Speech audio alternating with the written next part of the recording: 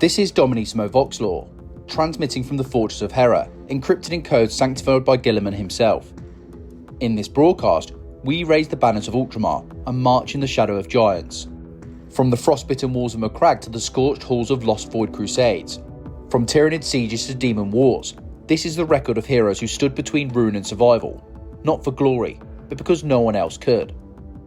These are the sons of Ultramar, captains, chaplains, seers, and executioners, each forged in fire, each carrying a piece of the Imperium on their shoulders. Strike the seal of subscription and take your place among the ranks. Only the faithful endure, only the vigilant rise. Steel your discipline, ready your bolt gun, and bear witness to the legacy of the Ultramarines. In the grim darkness of the far future, there is only war. But even in the endless night of humanity's final age, there are beacons of hope, shining examples of discipline, heroism, and sacrifice. And among them, the sons of Guilliman stand tallest. They are the Ultramarines, the 13th Legion reborn, icons of martial excellence and paragons of the Emperor's will. Their deeds echo from the war-torn bastions of the Great Crusade to the shattered remnants of the Imperium Nihilus. To understand the heroes who shaped their legacy, we must first understand the crucible from which they were forged. The story of the Ultramarines begins over 10,000 years ago, during the Emperor of Mankind's Great Crusade, a vast, galaxy-spanning campaign to unite all of humanity under the Imperial truth. Of the 20 genetically engineered sons he created, the Emperor's 13th son, Roboute Guilliman, was cast across the stars by the warp and found on the civilized world of Macragge. Raised by the noble consul Connor Guilliman, Roboute was a prodigy in leadership, statecraft, and war. By the time the Emperor found him, he had already brought peace and prosperity to his adopted world. Guilliman was given command of his gene sons, the 13th Legion, and transformed them into the most disciplined and methodical force in the Imperium's arsenal. Where other legions brought fire and destruction, Guilliman brought order and civilization. He carved out an empire within the Imperium, Ultramar. Not a single world, but a realm of over 500 planets, each one fortified, prosperous, and governed by a code of law and honour. From this bastion, the Ultramarines became known not merely as warriors, but as statesmen and protectors of humanity. Yet, their loyalty would be tested in the fires of betrayal. When Horus, the favoured son of the Emperor, turned traitor and plunged the galaxy into the flames of civil war, the Ultramarines were far from terror. Guilliman had been deliberately drawn away from the central conflict. At Calth, the World-Bearers, formerly allies, launched a surprise attack against the Ultramarines in what would become one of the most infamous betrayals of the Horus heresy. The Battle of Calth was apocalyptic. The planet's surface was scorched, forcing both sides to fight in the irradiated underworld.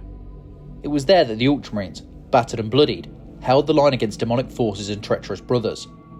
Though many of their number perished, they emerged not broken, but galvanised, hardened in both flesh and purpose. In the heresy's wake, as the Imperium reeled from the near loss of its emperor, Guilliman penned the Codex Astartes, a monumental tome that redefined the role of the Space Marines. He broke apart the vast legions into smaller chapters to prevent any one force from holding too much power again. The Ultramarines became the first of these new chapters, and their successors, known as the Primogenitors, would carry their traditions into the stars. The Codex Astartes became more than a military doctrine. It became a sacred text. It shaped not only the Ultramarines, but the very foundation of Imperial warfare. Guilliman's legacy was not simply that of a warrior, but of a lawgiver, an architect of the Imperium's survival. For 10 millennia, the Ultramarines endured. From their fortress monastery on Macragge, they launched crusades and campaigns across the galaxy. Their realm, Ultramar, became a rare beacon of order in a galaxy ruled by chaos and decay. While other chapters became isolated, xenophobic, or fanatical, the Ultramarines remained committed to the Imperium's ideals, even as those ideals grew corrupted by time. And through it all, their doctrine, adaptable, calculated, relentless, ensured they remain one of the most powerful and numerous chapters in existence. But heroism is not forged in stillness, it is carved in the crucible of battle. As the centuries turned, the Ultramarines fought on 1,000 fronts, against orcs in the churning void of the Damocles Gulf, against Eldar Corsairs and Necron legions in the Eastern Fringe, and most infamously, against the Tyranid hive fleets. When Hive Fleet Behemoth descended upon Macragge in the 41st millennium, it was the Ultramarines who stood between the swarm and the heart of the Imperium. The cost was staggering. Entire companies were lost defending the polar fortresses. veterans, some with centuries of service, perished in desperate last stands. But the swarm was broken, and Macragge held. Their resilience birthed new traditions, the formation of the Tyranid war veterans, elite squads forged in battle against the Xenos that nearly consumed them. In the grim calculus of the 41st millennium, even survival is a form of victory. Then came the Cataclysm. With the fall of Cadia and the opening of the Great Rift, the galaxy was split in two. Warp storms now separated worlds once held in trust. Demons and traitors flooded from the Eye of Terror, and the Imperium tottered on the brink of extinction. And in the darkest hour, Roboute Guilliman returned. Resurrected by ancient technology and the sacrifice of allies long thought lost, the Primarch returned to find the Imperium he built rotting and tyrannical. But there was no time for mourning. He took command once more, launching the Indomitus Crusade and reforging the Ultramarines as his sword arm. With him came the Primaris Space Marines, taller, stronger, and deadlier than their predecessors. The Ultramarines were reforged, blending old and new into a chapter more powerful than ever before. Yet with power comes sacrifice. Ultramar was invaded by the forces of chaos during the Plague Wars. Demons, corrupted Space Marines, and foul sorcery threatened to unmake Guilliman's realm. Once again, the Ultramarines stood firm, defending not only their home but the dream it represented. In every age, new champions rise to carry the chapter's honour. Captains and chaplains, librarians and veterans, each bearing the legacy of 10,000 years. They are not just soldiers, they are icons, symbols of what it means to endure, to serve, to fight, even when the light grows dim. Their names are written in the annals of the Codex, their deeds remembered in the halls of the Fortress of Hera, and their stories, each unique, form the mosaic of what it means to be an Ultramarine. We will now walk alongside these heroes, see through their eyes the wars that scar the stars, feel the weight of their decisions, and witness the fury of their battle. These are not myths, these are truths, recorded in blood and fire. Marneus Calgar is a name carved into the very bedrock of the Imperium. To the enemies of mankind, he is the hammer that breaks them. To his brothers, he is the immovable bulwark upon which the enemies of the Emperor shatter. And to the people of Ultramar, he is Lord Macragge, champion of the realm, shield of the Imperium, and master of the Ultramarines chapter.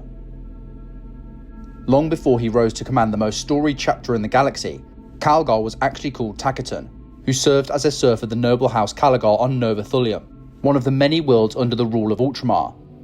His closest friend was the boy who did carry noble lineage, the true Marneus Calgar, heir to House Calgar, a youth of promise and potential whose dream burned as fiercely as any aspirant's. Both trained together under Crixus, a failed Ultramarines candidate whose skill was lethal, but whose soul was deemed too pure a killer and nothing else. Rejection festered into hatred into ritual, and beneath the cold moonscape of Thulium Minor, Taciturn and the noble Marneus discovered their instructor's secret, a cornate cult, chanting in a circle of blood. The confrontation was swift and violent. Crixus fell upon them with his corrupted followers, and in the chaos of the struggle, the original Marneus Calgar was stabbed with a ritual blade. Taciturn dragged his dying friend into the underground river tunnels to escape, only to watch the heir of House Calgar bleed out in his arms, whispering with his final breath the dream he would never see fulfilled, that he would become an Ultramarine. Grief hardened into resolve. Taciturn swore that the name and honour of Marneus Calgar would not die there in the dark. He took his friend's name, not for deceit, but for duty, and returned to the surface, cutting down many of his corrupted classmates before the Ultramarines arrived and Crixus was slain. On Nova Thulium, there remains a single tomb for the true Marneus Calgar, dead at 12 years old, while the serf who bears his name rose to become the lord of the chapter, driven not by pride, but by promise. As Lord of Macragge, Calgar became a symbol of unwavering discipline. His command was absolute, but never autocratic. His leadership style mirrored the teachings of Guilliman, rational, precise, and tempered by honour. Under his watch, the Ultramarines became more than warriors. They became the pillar around which Imperial defence across the Segmentum Ultima was structured. But even the best prepared fortress can be tested. When Hive Fleet Behemoth descended upon the eastern fringe of the galaxy, it was unlike any threat the Imperium had faced before. These were not raiders or warbands. They were a swarm, endless, consuming, alien. The Tyranids came not to conquer, but to devour. Calgar stood at the heart of Macragge's defence. The battle for Macragge was nothing short of apocalyptic. The Ultramarines fleet engaged the Tyranids in orbit, while Calgar orchestrated the ground war from the fortress monastery. The fighting was brutal. Hive creatures crashed against the polar fortresses like waves against rock, and the First Company, Ultramar's most veteran warriors, was committed to a last stand in the frozen bastions. Calgar himself led a decisive counterattack, deploying from orbit into a blizzard of bioartillery and chitinous monstrosities. He fought in the heart of the storm, carving a path through carnifexes and hormigauns, his armoured fist smashing bone and claw with the force of a thunderbolt. For 3 days and nights, the fortress walls held, until they didn't. When the Tyranids finally breached the defences, Calgar gave the order. The remaining warriors of the First Company would die to the last, holding back the swarm while orbital reinforcements regrouped. They did so willingly. When the planet's surface was retaken, their broken bodies were found where they fell, surrounded by mountains of Tyranid dead. For Calgar, this was no victory. It was survival at a terrible cost. He ordered a monument to the fallen carved into the fortress walls, and he spoke each of their names aloud.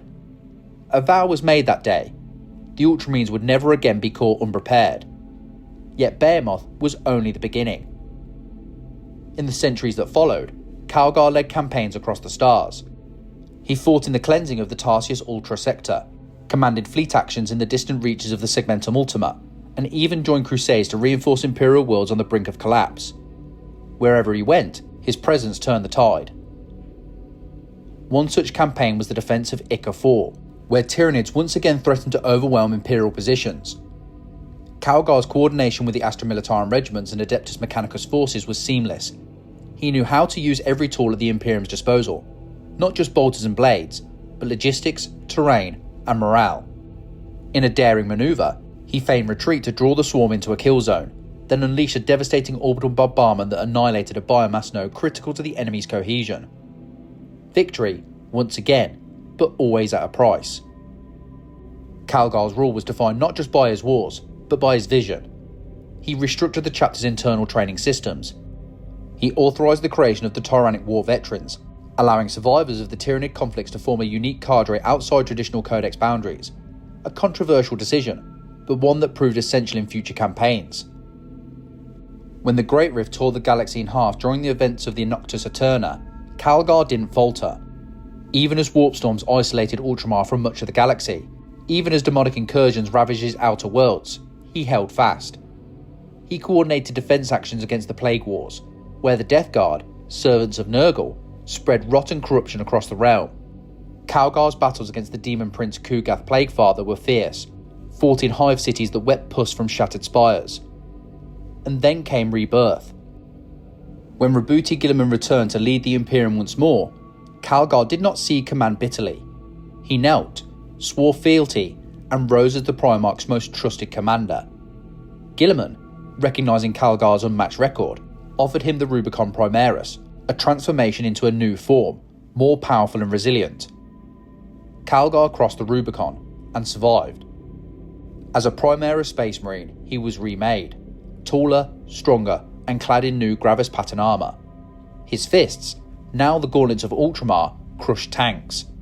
His presence on the battlefield was like that of a god descending. He took part in the Indomitus Crusade, where he led strike forces to reconquer worlds lost to darkness. In one account, on the world of Zalathras, Calgar was said to have broken the back of the Death Guard warhost single-handedly, his fist shattering demon engines while his voice boomed orders through the Vox like a thunderclap. Yet Calgar has never sought glory. Though statues are raised in his name, though bards of Ultramar sing of his deeds, he remains a man of duty. His throne room within the Fortress of Hera is austere. His war council listens not to declarations, but to calculations. Every decision weighs on him. The lives of his brothers, the future of the Imperium, the legacy of Guilliman. To the people of Macragge, he is their lion, the guardian who never sleeps. To the Imperium, he is a bastion of hope, and to his enemies, he is death incarnate. Marneus Calgar is not just a chapter master, he is the exemplar of what it means to wear the ultramarine blue. Not because he is flawless, but because he fights on, always forward, always resolute. Through the darkest hours of the Imperium, through the blood-soaked ages of heresy and hunger, he stands unbroken. There are warriors who command with rank, and there are those who lead by the fire that burns within. Among the Ultramarines, none blaze brighter or more fiercely than Chaplain Cassius. He is not just a preacher. He is not merely a bearer of the Crozius. Cassius is a living sermon of vengeance, draped in black, clad in bone, and carrying the Emperor's wrath like a torch through the darkness. Cassius was old even by Space Marine standards when the galaxy truly began to burn. Over 4 centuries of warfare have carved his face like a war-torn world, an etched map of brutality and faith. His skin is a canvas of scars, reminders of survival, of endurance, of victory won at impossible odds. To the younger battle brothers of the chapter, he is a legend made flesh, striding through smoke and fire with the certainty of a prophet. But legends, like scars, are earned. Cassius's rise within the Ultramarines was not one of quiet devotion. From the earliest days of his induction into the Reclusium, his zeal marked him. His faith was not distant or poetic. It was fervent, punishing, and absolute. He did not merely speak of the Emperor's words. He roared them across the battlefield, a thunderclap of purpose. He was not content to observe rituals. He embodied them. Every prayer was a battle cry, every litany a call to arms. And when the Tyranids came, it was Cassius who stared into the abyss and roared louder still. The invasion of Macragge by High Fleet Behemoth was the crucible that defined Cassius. As the Tyranid swarm descended upon the Ultramarines' homeworld and the First Company made their last stand against the overwhelming tide, Cassius fought tooth and claw in the counterattack to relieve the First Company. During this fight, he fought a rampaging Carnifex which left him gravely wounded, bones shattered, organs crushed, flesh torn. But he survived, with the help of extensive bionic reconstruction. To mark his survival, his Crozius Arcanum was modelled in the grim shape of a Tyranid skull. Where others might have seen the Tyranid threat as a war fought and won, Cassius saw it as the beginning of a new crusade, a sacred war. He knew the hive mind would return. He knew the galaxy was not prepared. And so, in defiance of tradition and the rigid bounds of the Codex Astartes, he proposed the unthinkable. A specialised brotherhood of Ultramarines who had survived the Tyranids, forged into a singular purpose: vengeance. Thus were born the tyrannic war veterans. It was not a popular idea. The Codex Astartes did not support such deviation. Calgar himself, disciplined and methodical, wavered. But Cassius's conviction was iron. His voice, coarse with centuries of command and scarred lungs, shook the Reclusium halls. He reminded the chapter master of the fallen, of the price paid, of what would come again. And Calgar relented. From that point on, Cassius's role within the chapter changed. He became more than a chaplain. He became the voice of remembrance, of vengeance, and of eternal war. He personally trained the tyrannic war veterans, drilling them not only in battlefield tactics but in spiritual warfare. He taught them how to resist the psychic terror of the hive mind, how to read the sinuous movements of Tyranid broods, how to turn rage into discipline and pain into power. Time and again, Cassius led these veterans into battle across the stars. On the death world of Tarsius Ultra, he uncovered a Tyranid infiltration years before the swarm descended. His veterans purged the cults hidden among the planet's cities, buying precious time for the defence. It was on this world that Cassius uttered a line now etched into the walls of Fortress Hera: "The Emperor's light shines brightest in the darkest pit." On Colovan, a desperate world already lost to infestation, Cassius led a surgical strike deep into a Tyranid nesting spire. It was there that he encountered a Swarm Lord, an apex avatar of the hive mind itself. The battle was not witnessed by many, but when Cassius emerged, dragging the shattered remains of his Crozius, the Swarm Lord's skull was impaled on a spike atop the company's Land Raider.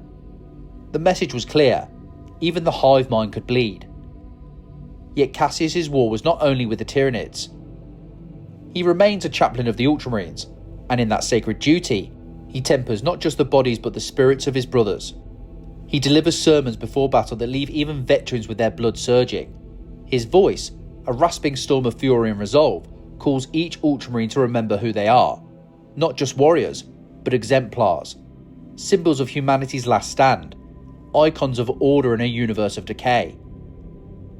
Younger Marines whisper stories of his battlefield presence, of how his mere arrival seems to change the tide, of how bolters seem to roar louder near him and men stand straighter under his gaze. They say that demons pause when he walks the battlefield, that Tyranid screech in confusion as if sensing a predator among prey. They say faith burns in him so hot that even the warp recoils. But even legends can be questioned. In recent years, some among the Primaris ranks, those who arrived with the Indomitus Crusade, have viewed Cassius with curiosity. His methods, his traditions, his scars, they belong to another age. Yet the moment they stand with him in battle, any doubts are swept away, because when Cassius speaks, the galaxy listens. When he fights, worlds are saved, and when he prays, even the enemies of the Imperium tremble. In the fortress halls of Macragge, there is a reliquary bearing a shattered Crozius from the Colophon campaign. Next to it, a scroll containing the litanies of hate in his own hand, written not with ink, but with the blood of the Xenos he felled that day. Above it hangs the skull of the Swarmlord, now rendered into a sacred relic. It is a reminder that belief, when paired with fury, becomes a weapon no enemy can withstand. Alton Cassius is more than a warrior. He is a storm cloaked in scripture, a soul who refused to die because vengeance had not yet been fulfilled, a man who has seen the edge of annihilation and chose to roar into it, not whisper. He is the voice of the chapter's wrath. He is the true believer, and his war is far from over. In the shadows of greatness, some rise not because they were destined to, but because the weight of duty gave them no choice. Captain Uriel Ventris of the Ultramarines' 4th Company was not born into a saga. He carved his way into it. His name is not whispered with the reverence of Guilliman's or roared with the fire of Cassius's sermons. Yet in the darkest places, where Codex dogma falters, where chaos seeps like oil through the cracks, Ventris endures. And in doing so, he redeems not just himself, but the very ideals of his chapter. Ventris' tale begins with legacy. He is the descendant of Uriel Ventris, a 1st Company sergeant who died heroically during the defence of Macragge's polar bastion against Hive Fleet Behemoth. The name Lucian is etched into the stone of the Fortress of Hera, among the honoured dead of the 1st Company. To bear that name is to bear its weight. But Uriel did not ascend on sentiment. He earned every laurel, every scar. In his early years, Uriel's progression through the ranks was exemplary. He absorbed the teachings of the Codex Astartes with fervour, and his leadership in the Scout and Assault Companies caught the eye of the chapter's command. When he was promoted to captain of the 4th Company, he vowed to uphold the tenets of Guilliman with unwavering faith. But war does not care for scripture. During the Tarsius campaign, Ventris employed numerous tactical deviations from standard Codex doctrine to achieve victories in battle and hold back the tide of Tyranids from overwhelming the defences. The biggest improvisation was ceding command of his company to one of his sergeants while he led a Deathwatch kill team. In doing so, he was able to board a Tyranid bioship and kill the Norn Queen. But the Codex does not smile on improvisation. Back on Macragge, his superiors accused him of diverging from doctrinal procedure. He had made decisions in the field that strayed from the rigid paths laid out by Guilliman's book. He had succeeded, but not in the prescribed way. For this, he was exiled. It was a rare punishment. Stripped of his command and cast out with only his battle brother Pausanias to accompany him, Ventris was ordered to undertake a death oath, sending him on a near impossible suicide mission into the Eye of Terror. What followed was a descent not only into chaos, but into the soul. Within the Maelstrom, Ventris faced the Iron Warriors of Macragge, encountered demons and heretical cults, resisted the ever-present law of corruption, and destroyed the Demonculaba labs. Time lost all meaning in the roiling warp space, but Ventris never bent. He did what few Ultramarines had ever done, survived the Eye of Terror without falling. He returned not broken, but changed. Sharper, wiser, less bound by the letter of the Codex, but more devoted than ever to its spirit. His redemption was not given, it was earned. Yet fate was not done with Uriel Ventris. Years after his return from exile, the Emperor, or Destiny, placed before him the same cosmic horror that had once slipped through his grasp. The Catan shard encountered on Pavanus, a Star Eater reduced to a fractured essence but still godlike, had escaped, fleeing into the black. The Imperium believed it lost, but Uriel remembered. He remembered its voice echoing through the tomb halls, speaking of hunger and eternity. He remembered the sickening knowledge that he had let the monster go. He had saved his men, but the galaxy had paid the price. When reports reached Ultramar that Sicarius, a strategic agri-world, had gone dark, and Mechanicus augurs detected impossible energy signatures beneath its soil, Uriel felt the weight of silent judgment. This was no coincidence. This was a second chance. The strike force that descended to Sicarius was no small expedition. Uriel and Pesinius stood alongside the red-robed tech priests of Lucius, stormtrooper regiments of the Imperial Guard, and the deafening footfalls of the Legio Astorum Titans. Beneath the surface awaited a Necron tomb complex vast enough to swallow armies, endless halls of emerald-lit metal and deathless sentries. The battle was brutal from the first step underground. Necron warriors poured from the walls like insects from a hive, phasing through matter itself, their gorse fire liquefying men into piles of biomatter. Titans could only advance so far before the tunnels narrowed. The Mechanicus battle automata detonated one by one as they tried to force their way into the tomb's throat. The Imperials fought a war of inches, and nearly lost. At the heart of the labyrinth stood the Catan Shard, towering, radiant, terrifying. It drifted above the ground, its form shifting like light bent through a broken glass. It killed with gestures. It spoke without sound. It was a god remembering its throne. Steel and fire meant nothing to it. As before, Uriel learned quickly that a direct assault was suicide. The Catan was a physical manifestation of natural law twisted. Gravity, heat, and radiation obeyed its will. Every brother who died reminded Uriel of Pavanos, of failure, regret, and the whisper that he was unworthy of redemption. But this time, something was different. Uriel Ventris did not face the Catan as a soldier obeying the Codex.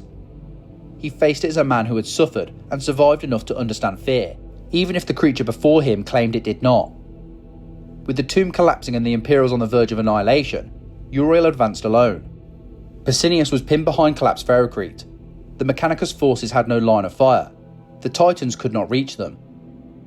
Uriel stepped forward, his Stormbolter raised, but not firing. He spoke. Not prayers, not threats. Truth. He told the Catan that it was no god, merely a broken piece of one, a shadow of what it once was, and that it could experience fear, because every being that knows loss knows fear. And the Catan had lost its power, its wholeness, its dominion over stars. Something flickered behind its shifting eyes. Rage, confusion, recognition.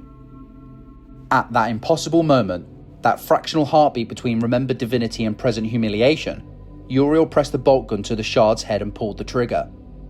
The round was not what killed it. The knowledge did. The Catan dissolved not in fire, but in silence, collapsing into dust and shimmering motes that died like embers in the vacuum. Its death shut down the tomb systems long enough for the Imperials to cripple the Necron presence entirely. Uriel and his surviving brothers were trapped for months before extraction, but when they finally emerged from the tomb's abyss, they did so victorious. Not by strength alone, but by will. Uriel Ventris, Captain of the Fourth, had done what few in the Imperium's history could claim. He had slain a shard of a star god, and in doing so, redeemed his past. Not all wars are won with bolters and blades. Some battles are fought in silence, in shadows, in the shifting echoes of time itself. And in that strange and terrible space where the warp bleeds into reality, there walks a figure draped in azure and gold, a man who sees the storm before it breaks. Varro Tigurius, Chief Librarian of the Ultramarines, Psyker, Prophet, Warden of Destinies. Among a chapter known for discipline and order, Tigurius is an anomaly. He operates on the edge of reason, peering into the realms few dare to look. While others recite litanies and doctrine, Tigurius walks among dreams, visions, and whispers. And though he follows the teachings of the Codex Astartes, his true counsel comes not from texts, but from the secrets the stars themselves try to conceal. To understand Tigurius is to understand the warp, not as a place of corruption, but as a force of immense potential. The same power that births demons and topples empires also grants visions of what might come, and no Space Marine in the Imperium harnesses that gift with as much control, or as much danger, as he does. His origins are shrouded in the usual mystery that surrounds those chosen to become librarians. Born a psyker within Ultramar's domain, Tigurius was identified and inducted into the Librarius before his powers could manifest dangerously. But even then, his potential was undeniable. In his youth, his mind wandered where others feared to tread. He spoke of dreams that later became reality. He solved combat scenarios before his squad leaders could finish issuing orders. He knew things no neophyte should have known. Rather than fear him, the Ultramarines trained him. They honed his talent like they would a blade. And Tigurius became the sharpest edge in their psychic arsenal. His rise through the Librarius was meteoric. From the blue-robed ranks of the Codicers to the exalted mantle of Chief Librarian, Tigurius advanced not through raw might, but through unparalleled foresight. His mind reached out beyond the veil, into the Imperium, touching the threads of fate themselves. And when the Emperor's tarot failed, when augurs gave conflicting signals, the chapter turned to Tigurius. He would close his eyes, breathe deep, and return with truth. He does not speak often, but when he does, entire campaigns pivot. His psychic might is formidable, but it is not his deadliest weapon. His true strength lies in knowing where to strike, when to hold, and when to retreat, before the battle even begins. He reads the currents of war like a scholar reads scripture, and few commanders, even outside the Ultramarines, would dare ignore his visions. During the defence of Macragge against High Fleet Behemoth, it was Tigurius who first warned the invasion would not come in the conventional form of a fleet. He spoke of a hunger that could not be reasoned with, of a predator that consumed not for conquest, but for extinction. His prophecies were vague at first, half glimpses of fangs in the void and worlds turned to ash, but they were enough for Marneus Calgar to prepare the chapter's defences in ways never previously considered. When the Tyranid struck, they struck hard, but they did not take Macragge. Tigurius had foreseen the critical moments, when to deploy reinforcements to the northern bastion, when to unleash the orbital strikes, when to deny the enemy their biomass harvest. His influence turned a massacre into a brutal victory. Later, Calgar would publicly credit Tigurius' foresight as the difference between annihilation and survival. But prophecy is not without price. Tigurius bears the toll of his gift like a man shouldering invisible chains. Each glimpse into the warp leaves its mark. Time dilates around him. His eyes occasionally flicker with a golden light as if reflecting distant futures. His voice sometimes echoes as if two versions of him are speaking, one from the present, one from moments yet to come. There are times when he retreats into deep meditation for weeks, his body unmoving, suspended in protective stasis while his soul journeys through the maelstrom of possibility. During one such trance, he foresaw the rise of the Cicatrix Maledictum and the return of Roboute Guilliman, a revelation so shocking that, when he emerged, he was physically aged, his skin drawn taut, his breath shallow. And yet, his conviction never wavers. He has stood at the heart of crusades across the galaxy.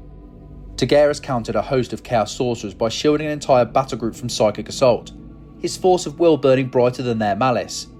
In the defence of Parmenio, he brought down an Orc Gargant not with firepower, but by psychically disorientating its mech pilot mid-stride, turning the beast's charge into a lumbering stumble. On the planet of Neodetes, where the veil between real space and the warp thinned to a whisper, Tigurius led a strike force into the mouth of a possessed temple, unravelling a demonic incursion by banishing the rift's anchor with a single, searing bolt of soulfire.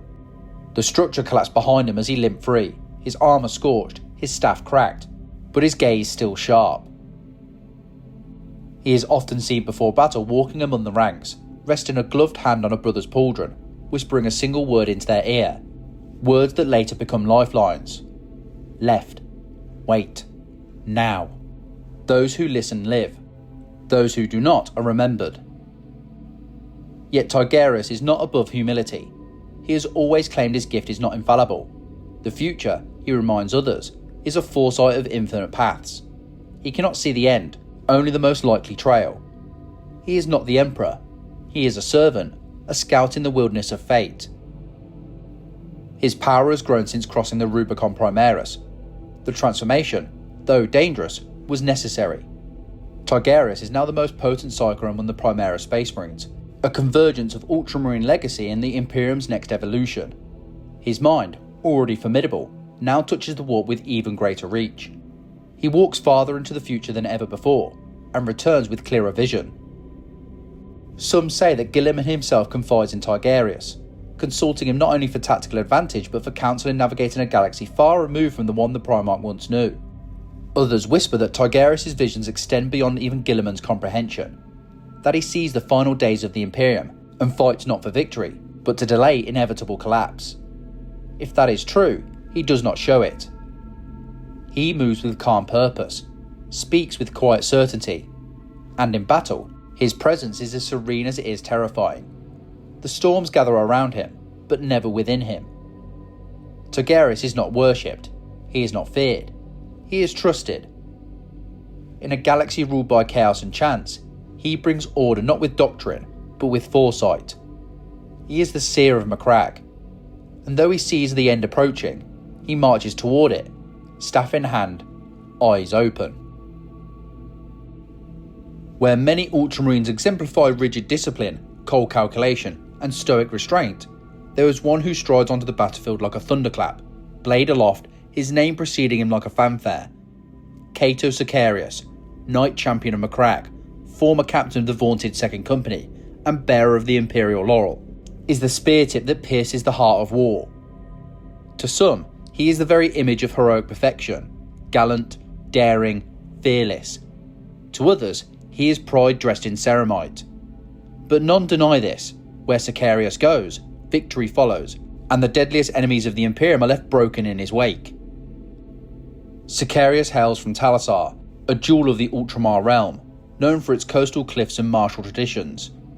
It is said that even as a child, Sicarius stood out, not just for his skill, but for the sheer intensity of his ambition. He did not merely want to serve, he wanted to be the best. That drive, bordering on obsession, would propel him through the ranks of the chapter with meteoric speed.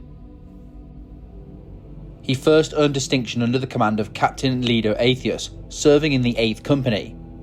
During the Damocles Crusade against the Tau, Sicarius demonstrated both brilliance and brutality.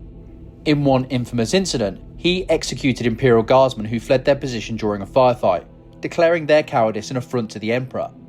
Some called it excessive, others called it justice. Sicarius did not care. He had already moved on, toward victory. As his reputation grew, so too did the burdens placed upon him. When the Second Company's prior captain, Demetrian Titus, was arrested by the Inquisition, Sicarius was selected to succeed him. It was not a quiet promotion. There were murmurs that he was too reckless, too flamboyant. But the chapter master, Marneus Calgar, saw something others didn't. A warrior who could inspire not just Ultramarines, but entire Imperial crusades. And Sicarius did not disappoint. He transformed the Second Company into a hammer of rapid deployment, always ready to strike at the heart of a conflict. Under his command, the company became synonymous with precise aggression and overwhelming momentum. He personally trained his battle brothers to fight with coordinated fury, deploying in rapid insertion strikes, often using Land Raider tanks to spearhead assaults that shattered enemy lines before they could regroup. One of his most defining victories came during the Dantero campaign, where he faced off against a cunning Eldar force on the planet of Masali. Though outnumbered and outmaneuvered, Sicarius turned the tide with audacity few would dare. He lured the Eldar into the ruins of a shattered hive city, using the ancient Veracrete towers as a kill zone. Then, striking from multiple vectors with tanks and assault squads, he collapsed the trap with surgical precision. The Eldar were annihilated, Masali was secured, and Sicarius was awarded the Aquila Imperial Honour Badge for valour in command. But it was not his only accolade. Sicarius would also receive the Honorifica Imperialis in the Valor Crest, honours rarely granted to living warriors, reserved for those whose deeds echo through the Imperium. And yet, for all his victories, Sicarius was never a man at peace. His greatest challenge came not from Xenos or heretics, but from within. The Codex Astartes teaches humility, restraint, subordination to the greater cause, and Sicarius, for all his loyalty, chafed against those boundaries. His confidence, some would say arrogance, drew scrutiny. He declared himself heir to the chapter mastership, even while Calgar yet lived. He walked the line between boldness and insubordination, daring to challenge command decisions in the halls of the Fortress of Hera. But he never betrayed his duty. When chaos struck the realm of Ultramar, Sicarius did not pause. During the assault on Black Reach, It was Sicarius who orchestrated the defence of the hive world from a massive orc war led by war boss Sanzag. With the city in ruins and reinforcements days away, Sicarius rallied local PDF forces, counterattacked using gravity wells to redirect orc armoured advances, and personally killed the war boss in a duel that shook the Underhive foundations. In the aftermath, when interviewed by the Administratum chroniclers, Sicarius simply said, "I promised the people of Blackreach that they would wake up under the Emperor's light. I do not break promises." Nor did he flinch when Guilliman returned. The rebirth of the Primarch was a seismic event for the chapter. Some saw in Guilliman a return to pure doctrine. Others feared he would sweep away traditions that had evolved in his absence. Sicarius stood firm, unmoved by fear, unshaken by reverence. He saluted his Gene-Father not with awe, but with pride. He had served the Imperium during its darkest days. He had kept the flame alive. Guilliman, ever the strategist, recognised Sicarius' talent, but also his volatility. Rather than remove him, the Primarch repurposed him. Sicarius was offered a new post, to join the Victrix Guard, Guilliman's elite retinue. It was not a demotion, it was an honour given to only the most trusted warriors. Sicarius accepted, setting aside his claim to the Second Company and donning the mantle of a Primaris Space Marine after undergoing the Rubicon transformation. The transition was not without peril. Many do not survive the Rubicon. Sicarius, true to form, emerged stronger than ever. Now, as High Suzerain of Ultramar and a key leader within the Indomitus Crusade, Sicarius serves not just the chapter, but the Imperium itself. His battlefield presence is a spectacle: gleaming gold-trimmed armour, cape flaring in the wind, energy blade crackling with fury. Where he leads, men follow. Where he strikes, enemies fall. And where doubt creeps into the hearts of allies, Sicarius' unwavering confidence burns it away. But beneath the accolades and the theatricality lies a truth few see. Cato Sicarius is not driven by ego alone. He genuinely believes in the Ultramarines, in the Imperium, in the dream of a galaxy held together by courage and discipline. He is the knight whose lance never wavers, the blade that does not break, the hero who dares the impossible because someone must. Cato Sicarius is not perfect. He is not always kind, but he is necessary. He is the gallant knight, and his crusade is far from over. There are warriors whose names are written in stone, etched into monuments to be venerated for eternity. And then there are warriors like Dimitri and Titus, forgotten, presumed dead, whispered of only in corridors, until the Imperium's darkest hour beckoned him back into legend. He is not as celebrated as Calgar, nor as flamboyant as Sicarius, yet Titus has walked paths no codex prepares a warrior for. He has bled in silence, fought in the shadows, and emerged from the warp's abyss not only unbroken, but stronger. His story begins not in ceremony, but in crisis. Titus was once the captain of the vaunted Second Company, a post that demanded excellence in both strategy and courage. Though little is recorded of his early ascension, it was clear that Titus embodied the stoicism and resolve that Ultramarines prize above all else. As a firstborn Space Marine, he commanded with a calm presence, earning respect not by shouting, but by standing firm when others faltered. But it was on Graia, an industrial forge world under siege, that Titus first stepped into the gaze of history. Graia had become a battleground between the Imperium and an orc war of terrifying scale. Titus was deployed alongside a contingent of Ultramarines to lead the defence. The Greenskins had overwhelmed planetary defences, swarming Manufactorum complexes and annihilating local PDF. With communications severed and reinforcements days away, it fell to Titus and his few remaining brothers to hold the line. And he did. Through ash-choked skies and war-ravaged hives, Captain Titus led a counter-offensive with the ferocity of a Primarch. His bolter roared across assembly lines and plasma forges. His power saw cleave through knobs and war bosses like parchment. Even when Chaos involvement was discovered, Titus did not break. What truly set him apart, however, was his resistance to the warp's corruption. Where lesser men would have been twisted or shattered, Titus endured exposure to warp energies with uncanny resilience. He fought demons and psykers without fear, earning the suspicion of the Inquisition. That was his reward: suspicion. Though he had saved Graia and stemmed the tide of the imminent demonic incursion, Titus was arrested by the Inquisition's agents. They feared what they could not understand, his immunity, his proximity to the unholy, his silence about how he survived. Titus vanished from the ranks of the Ultramarines. No records, no trial, no body. The second company was reassigned. Cato Sicarius took his place. In the eyes of the chapter and the Imperium, Titus was gone, yet another casualty of bureaucracy in the Inquisition's shadow war. But death, like chaos, can be deceiving. Over a century later, in the aftermath of the Great Rift's birth, the galaxy was torn in two.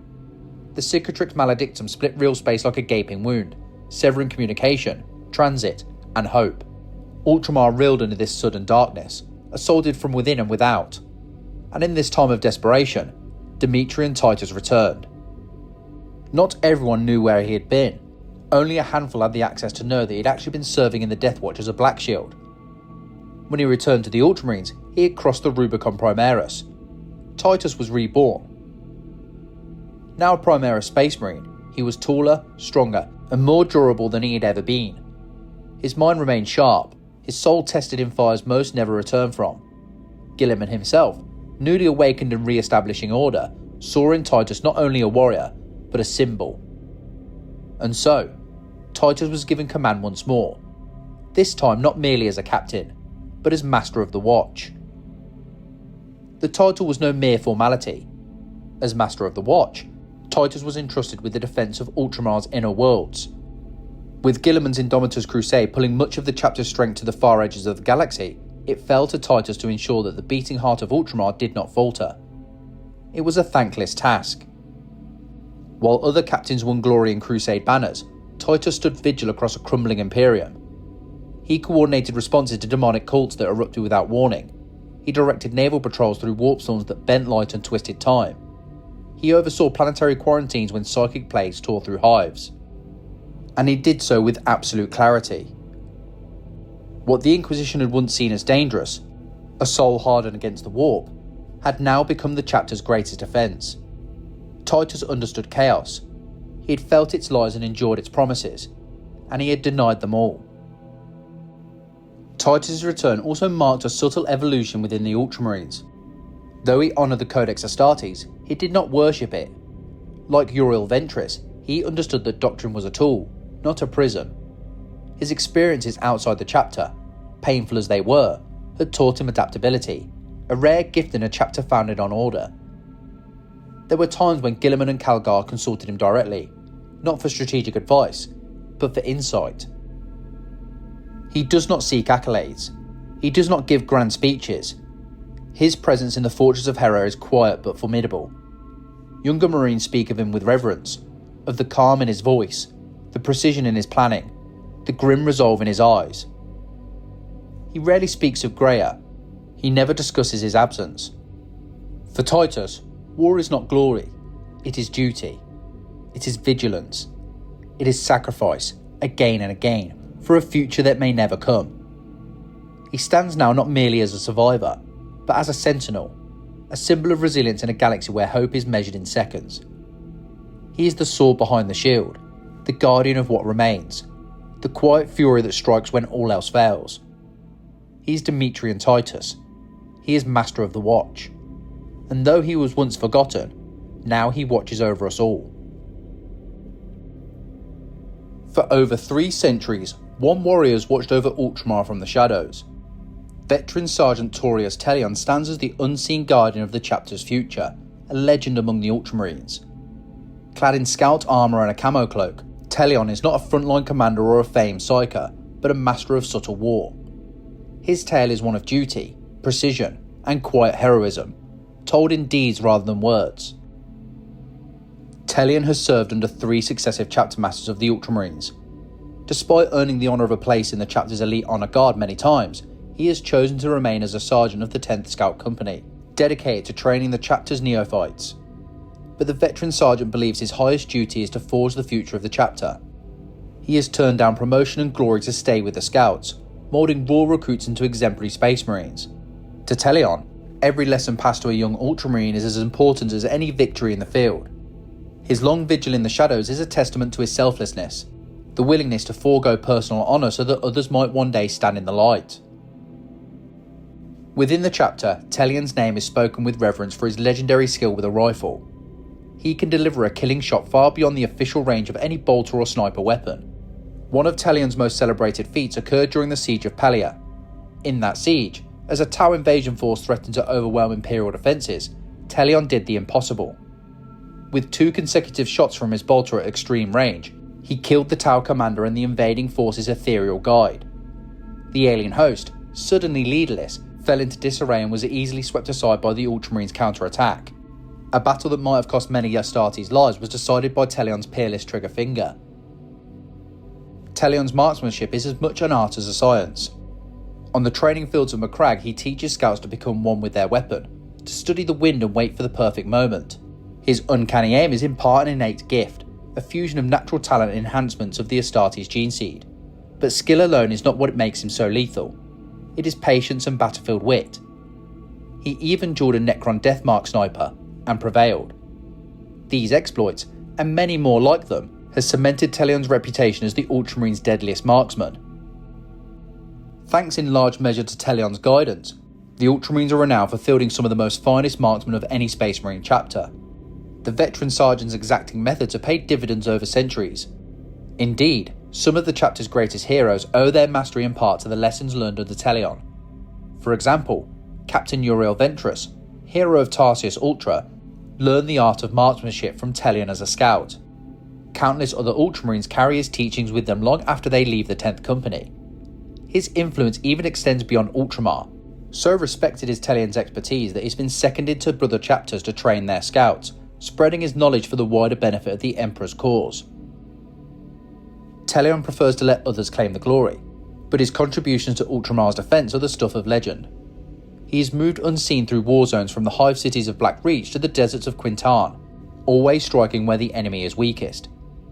Even in battles where he could not fight in person, such as the Necron uprising on Damnos, his disciples carried his wisdom, recalling his maxim of knowing when to wait and when to strike.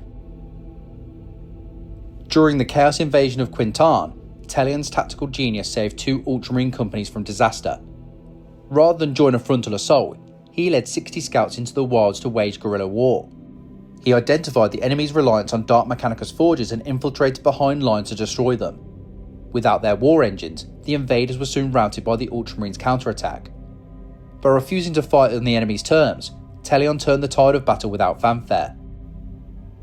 During the Plague Wars, he led the entire scout company in the defence of Macragge's own training academy, thwarting a Death Guard assault, a triumph now recounted to every new Ultramarine as a lesson in duty and preparedness. He bears a chest of honours, iron skulls, the Imperial laurel, a dozen marksman badges, from a lifetime of service, yet seeks no accolades for himself. Rank and title mean little. He measures success in the strength of the brothers he trains and the foes eliminated before they can threaten Ultramar's realm. Many of the chapter's leaders still heed his counsel, knowing he helped shape them as scouts. Tellion's legacy lives on in every battle brother who passed through his care. Each sniper's perfect shot and shrewd battlefield decision carries the mark of his mentorship.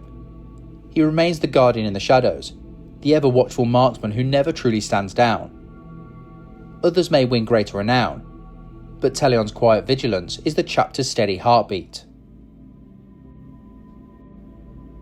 Some Astartes are chosen for glory, others for command. Malum Caedo was chosen for only one thing: purification. The Forge World of Graia was dying when his mission began, its manufactorum silenced, its skies torn open by a warp rift threatening to consume not just the planet, but the entire sector. It was not an Ultramarines crusade that sent Caedo there, it was the Inquisition. Inquisitor Siebel of the Ordo Malleus had uncovered a heretical secret. Deep within the vaults of Graia lay a warp-based power source fragment, a remnant of a previous Chaos incursion. Rogue tech priests, seduced by impossible knowledge, had experimented upon it and succeeded where wisdom would have told them to stop. In doing so, they opened the gate, and something answered. From that wound in reality surged a Chaos invasion led by Tumulus Samiel of the Black Legion, a sorcerer wielding power potent enough to reshape worlds. His ambition was simple and horrific: expand the rift and transform Graia into a demon world, a permanent beachhead for the dark gods. It could not be allowed. So the Inquisition called upon the Ultramarines, and they sent a weapon in ceramite, Malum Caedo and his stern guard veterans. The insertion was precise, the timing was not. Caedo's drop pod never reached the landing zone. Anti-air fire struck mid-descent. The pod spun, hull screaming against the atmosphere, before slamming into the shattered shell of a manufactorum. Of the squad that descended with him, Caedo alone crawled from the wreckage. Broken, bloodied, but alive. His orders did not change. His war began. With only his bolter and a single servo skull, Indomitus, a relic of the Inquisition, Caedo advanced across Grea's corpse. Chaos cultists howled praise to their patrons from gantries of rusted steel. Black legionaries patrolled streets paved with skulls. Demons flickered and stalked the shadows, half-born things of hatred and flame. Caedo killed them all. He fought his way to the sealed vaults of the Adeptus Mechanicus, only to arrive seconds too late. Samael had already breached the vault and claimed the fragment, an object that pulsed with malevolent light, like a heartbeat trapped in crystal. The sorcerer taunted Caedo as he vanished through teleportation sigils, not fleeing, but ascending, to orbit. Indomitus located the transmission route, an orbital void station once used for Mechanicus coordination and now converted into a staging ground for heresy. Caedo commandeered a macro hauler and launched himself skyward, alone and unrelenting. Boarding the station was not an infiltration, it was an assault. His boots hit steel, and demons were already charging. Flames of Tzeentch licked the walls, nurglings dripped from vents like rotting rain, corrupted Scutari marched in silent ranks. Caedo carved his way through them, one bolt, one prayer, one corpse at a time. As he reached the core chamber, Samael's ritual neared completion. Warp energy cascaded, coiling like tendrils, merging real space and madness. To stand between them, the warp summoned its champions. A lord of change, towering, eyes aflame with prophecy. Caedo's answer, discipline fire and the Emperor's hate. The demon dissolved in a storm of bolts. Then came a great unclean one, lumbering forward, dripping disease and laughter. Caedo dodged swipes that could crush tanks and fired until his bolter barrel glowed red, and still he pressed on. The creature fell, screaming plague-thick prayers. Still, Caedo stood. At last, Tumulus Samael. Power crowned him in warp fire. The fragment pulsed at his chest like a stolen heart. Caedo did not waste words. The duel was brutal and immediate. Bolt rounds detonating against sorcerer shields, arcs of empiric lightning shattering metal and flesh. Samael was powerful, but Caedo was relentless. One shot slipped through, then a second, then the third, the kill. The sorcerer staggered, his stolen power bleeding light. Caedo closed the distance and drove his combat blade through the heretic's chest, pinning him like an insect to reality itself. Samael died shrieking a god's name that did not answer. Inquisitor Siebel arrived moments later, sealing the power source within a containment field of hexagrammic wards. The warp rift shuddered, cracked, and snapped shut. Not gently, but violently, like a void-burn scream cut short. Greya, and the sector, were saved. But the planet below still swarmed with chaos remnants, cult cells, and nightmare-spawn beasts. Malum Caedo did not request extraction. He simply reloaded. His purge was far from over. Legends do not fade. They do not dim in the silence between wars, nor vanish when their banners are folded. The stories of heroes endure, not because they sought immortality, but because their deeds made it impossible to forget them. This is the legacy of the Ultramarines. It is not the tale of one man, or even many. It is a living chronicle, carved into fortress walls, coded into battle reports, and whispered between generations of warriors. Across 10,000 years, the Sons of Guilliman have not merely survived, they have shaped the very definition of what it means to be Astartes. The chapter's doctrine, its discipline, its rigid lines and formations, these are not arbitrary. These are the skeleton of endurance. And within that structure, there has always been room for fire. For the quiet resilience of Dimitri and Titus, who emerged from shadows darker than death to defend the realm of Ultramar when others fought him lost. These are not just warriors. They are reflections of the chapter's soul, shaped by grief, devotion, duty, and defiance. there is no single definition of heroism among the Ultramarines. It is found in the thunderous charge of Marneus Calgar, who held the line against an unstoppable alien tide and emerged bloodied, but unbeaten. It is heard in the sermons of Chaplain Cassius, whose faith scorched as hot as any flamer and whose voice could still a war zone, or ignite it. It is carried in the silence of Uriel Ventris, who fought not for approval but to fulfill the oaths no one else could bear, bending the Codex without breaking its soul. And it is witnessed in the firebrand daring of Sicarius, who believed in glory not as vanity, but as inspiration, forging victory through sheer will and spectacle. Yet perhaps the greatest power of the Ultramarines lies in their ability to adapt. For Varro Tigurius, this meant walking the very edge of time, his mind stretched across futures no mortal should witness, also that others might stand ready. For Malum Caedo, it meant becoming the weapon the Imperium dared not name, fighting in isolation, amid fire and madness, never asking for praise, only the next target. These warriors, different in voice and vision, carry a shared truth, the burden of being Ultramarine. Because to wear that symbol is to be more than a soldier. It is to be a wall between civilization and annihilation. It is to stand when others fall, to obey not blindly but with purpose, to choose duty over comfort, again and again, without end. And yet, behind every bolt of volley and sword stroke, there are moments of silence. Between deployments, in the sanctums of the Fortress of Hera, where warriors walk alone. They remember the brothers they've lost, the civilians they couldn't save, the oaths that still weigh heavy, no matter how many victories are earned. This, too, is part of the legacy. It's the memory of the First Company, slaughtered to the last at Macragge's polar fortress. The echo of Guilliman's words, scrawled into the Codex not as commandments, but as hope. It is the knowledge that no matter how far the Imperium falls, the Ultramarines must remain upright, because someone must. The galaxy grows darker, the Great Rift divides empires, demons surge through holes in the veil, hive fleets devour light and life alike, but in the midst of this maelstrom, the Ultramarines endure. Why? Because they have no choice. Because Roboute Guilliman taught them to stand for the Imperium is not a privilege, it is a duty, and that duty continues long after the last shot is fired. The heroes of Ultramar do not fight to be remembered, they fight so that others may forget, so that hive-world children can sleep without knowing what Tyranids are, so that forge workers can keep building tanks without fear of chaos gates opening behind them, so that the light of the Emperor, distant though it is, still flickers in the void. As long as that flame burns, even faintly, the Ultramarines will carry it forward, one war at a time, one planet at a time, one brother at a time. They will hold the line, not because they think they'll win, but because surrender was never part of the Codex. And so, when the thunder of bolter fire fades and the stars seem quiet once more, know this.